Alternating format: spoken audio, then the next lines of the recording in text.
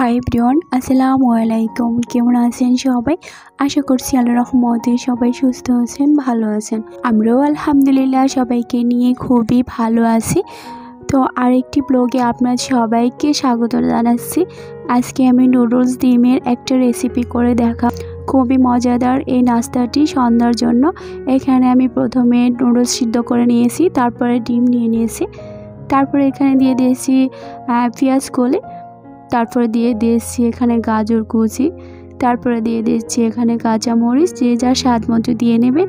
আর এখানে দিয়ে দিয়েছি ধনিয়া পাতা, তারপরে দিয়ে দেব ময়দা, তারপরে এখানে অ্যাড করে দেব হাফ চা চামচ মরিচের গুঁড়ো, তারপরে দিয়ে দেব হাফ চা চামচ হলুদের গুঁড়ো, তারপরে দিয়ে দেব হাফ চা চামচ ধনিয়া গুঁড়ো, তারপরে লবণ দিয়ে এগুলোকে মিক্স করে নেব।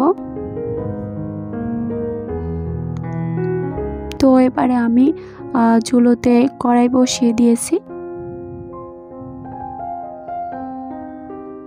হালকা পরিমাণে তেল দিয়ে নিয়েছি।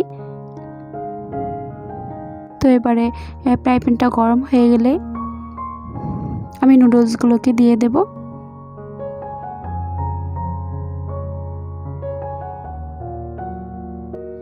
এবারে আমি আমার আপু আন্টি ভাইয়াদের উদ্দেশ্যে কিছু কথা বলতে চাই।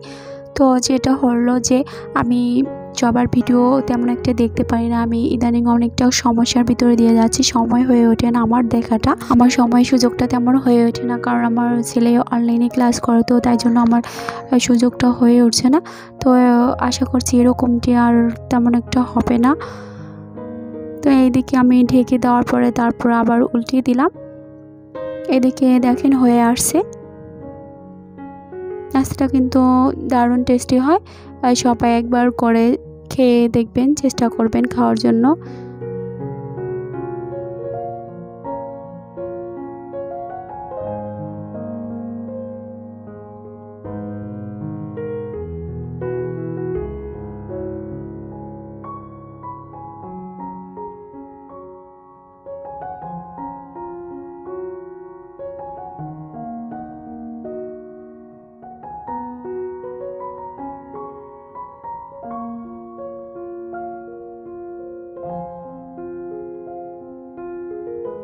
তো একে একে আমি সবগুলোই এখানে ভেজে নিতেছি।